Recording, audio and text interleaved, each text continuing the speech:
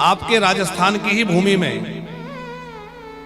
श्री करमेती जी भाई हुई। आपने करमेती जी का चरित्र सबने सुना होगा, कितनी विलक्षण भगवत भक्त। इनके पिताजी राजा के यहां पुरोहित थे, राज पुरोहित थे, और भागवत आदि कथा सुना करके राजा को उपदेशित करते थे। और छोटी बालिका साथ में जाती थी, नाम था करमेती। तो छोटी बालिका जब साथ में कथा में जाती तो वो भागवत के प्रसंगों को सुन सुन करके धीरे धीरे धीरे धीरे अंदर भक्ति का भाव उतर आया। अब उसको लगने लगा सब संसार व्यर्थ है। अब राजस्थान में पहले तो बड़ी छोटी अवस्था में ही शादी ब्याह हो जाते थे। करमेती भाई मीराबाई के भी बहुत पहले हुई हैं, मीराबाई बाद में हुई हैं। उनके विवाह की तैयारी हो रही थी, पिताजी सब तैयारी में लगे थे। ये बार बार कह रही थी, पिताजी ये सब मत करिए, मैं इस चक्कर में नहीं पड़ना चाहती। बोले नहीं बेटी, ऐसा होता है क्या, विवाह तो करना पड़ेगा। पिताजी का तर्क था कि शादी ब्याह के बाद भी भजन किया जा सकता है, और इनका तर्क था कि अब मुझे कुछ नहीं, बस मुझे तो केवल भगवान का भजन करना है। बारात आ चुकी थी, बारात की तैयारी सब चल रही थी, और रात्रि में भोजन प्रसादी के बाद सब लोग सो गए और करमेती बाई घर से उठ करके चली गई। अब कोई रास्ता पता नहीं था कहां जाना है, छोटी बच्ची थी, कुछ जानती थी नहीं, बस मन में लगन लगी हुई थी, प्रभु को पाना है, भगवान को पाना है। जब वो चल दी, सवेरे पिताजी को पता चला, बहुत ढूंढा, राजा से जाकर के कहा, राजा ने अपने सेवकों को कहा ढूंढो। सैनिक गए तो घुड़सवार लोग ढूंढने लगे। अब घुड़सवार जब चारों ओर दौड़ पड़े तो करमेती जान गई कि अब मैं पकड़ी जाऊंगी, अब कितना भागूंगी। तो कोई ऊंट पड़ा हुआ था, मरा हुआ, जिसके अंदर का मांस वगैरह तो जो है सियार वगैरह खा गए, तो वो खाली हो गया। सोचा कि मैं इसी में छुप जाऊं, क्योंकि और कहीं भी पेड़ों में झुरमुट में छुपूंगी तो पकड़ ली जाऊंगी। भक्तमाल जी में चरित्र है कि वो मरे हुए ऊंट के अंदर जाके छुप गई। अब आप विचार करो कि मरे हुए पशु में कैसी दुर्गंध आती है। कभी कहीं ऐसा अवसर आ जाए कि हमें निकलना पड़े तो कितनी भयंकर दुर्गंध आती है। उस मरे हुए ऊंट में कितनी दुर्गंध आई होगी, पर उसमें करमेती बाई बैठी रही और मन में सोचती रही कि संसार की वासना के दुर्गंध से तो ये दुर्गंध अच्छी है, उससे तो बच जाऊंगी। बाद में जब सैनिक परास्त होकर लौट गए, करमेती भाग करके वृंदावन आ गई। वृंदावन में भजन करने लगी, किसी तरह ढूंढते ढूंढते रास्ता पहुंच गई। पिताजी जानते थे कि बेटी कहां गई होगी। कुछ दिनों के बाद बारात तो चूंकि लौटी चुकी थी, कई दिनों के बाद पिताजी गए, देखा तो वो मिल गई, गिरिराज जी की परिक्रमा में ही कहीं विराजी थी। पिताजी ने जाकर कहा, बेटी तुमने हमारी नाक कटवा दी, बारात दरवाजे पे थी और तुम घर छोड़ के भाग आई।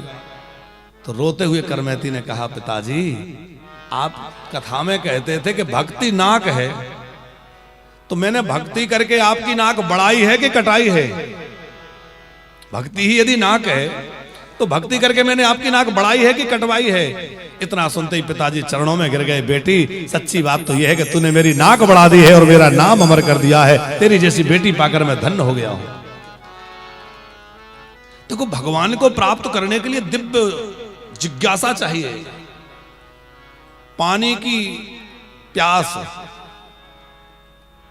देखो पानी दुर्लभ नहीं है, प्यास दुर्लभ है। और एक संत बहुत बढ़िया बात कह रहे थे, बोले मुक्ति की प्यास का नाम है मुमुक्षा, ज्ञान की प्यास का नाम है जिज्ञासा, और भगवान की प्यास का नाम है भक्ति। हमें भगवान कैसे मिलेंगे? हम लोग कोलकाता में बैठे हैं, यहाँ स्वामी रामकृष्ण परमहंस जी हुए, जिनका स्थान है। तो स्वामी रामकृष्ण परमहंस जी के शिष्य थे स्वामी विवेकानंद जी, और विवेकानंद जी के बाल्यावस्था का नाम था नरेंद्र। जब वो छोटे बच्चे थे, नरेंद्र नाम था। भक्ति के संस्कार छोटी उम्र से ही जमते हैं, बुढ़ापे में भक्ति नहीं आती। बुढ़ापे में तो बिरले किसी में आ जाए। बहुत कम है, बचपन से ही भक्ति के संस्कार आते हैं। तो नरेंद्र देव जो थे वो बार बार अपने गुरुजी से पूछते, गुरुजी ये बताओ भगवान कैसे मिलेंगे। गुरुजी कहते बेटा भजन करो तो मिलेंगे। अब फिर 10-5 दिन भजन किया, फिर गुरुजी बताओ ना भगवान कैसे मिलेंगे। अरे बेटा बोल दिया ना भजन करो मिलेंगे, फिर भजन करने लगे। थोड़े दिन बाद फिर आ गए, गुरुजी बताओ ना। अब वो तो उनको लगा था कि कब मिल जाए, हफ्ता भर हो गया मैंने माला जप ली, अभी भी नहीं मिले। अब 4 बार पूछ लिया तो गुरुजी बोले चलो स्नान करके आते हैं। गंगा जी में ले गए, और गंगा जी में जैसे ही नरेंद्र देव ने डुबकी लगाई तो ऊपर से ऐसे हाथ रख दिया खोपड़ी पे। अब वो पानी से बाहर ना निकल पाए तो वो झटपटाए, बालक झटपटाया, व्याकुल हो गया।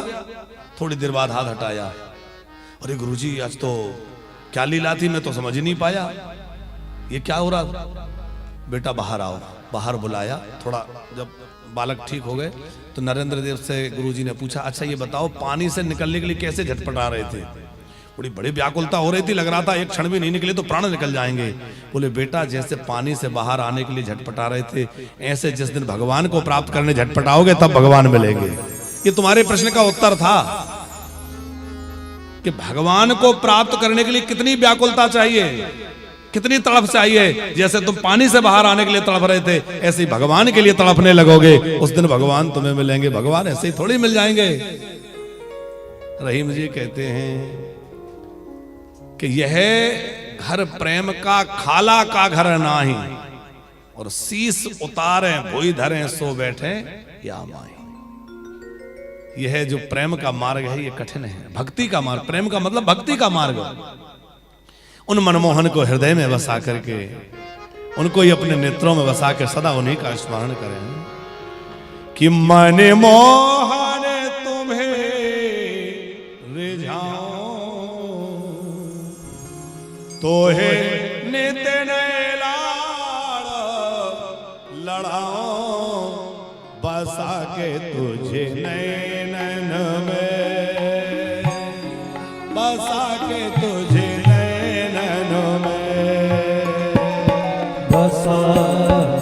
नैनन में,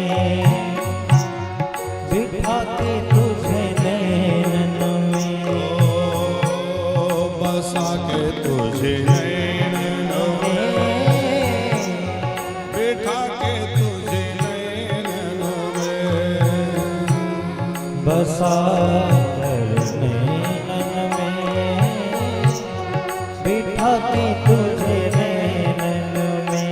मनमोहन तुझे रिझाऊं तो है ने तो लाड़ लड़ाऊं बसा के तुझे नैनन में, छुपा के तुझे नैनन में, बसा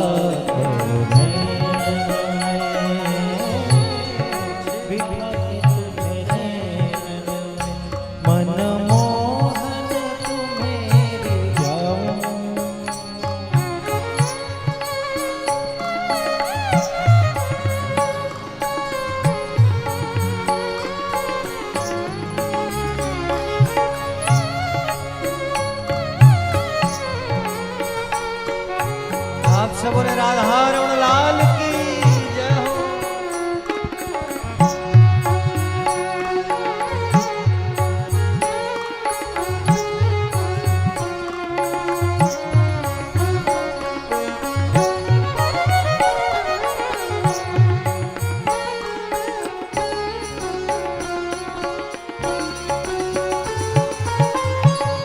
गीत बन जाऊं तेरी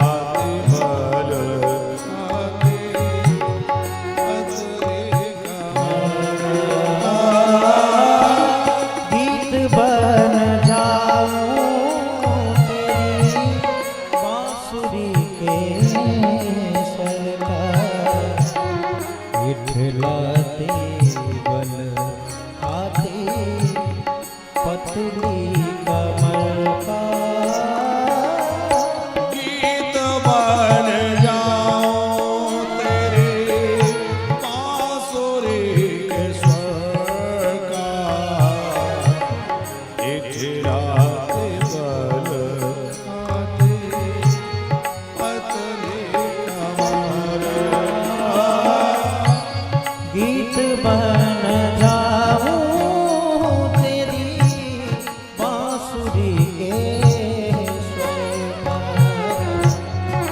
इठलाते बल हाथी पतले कमर।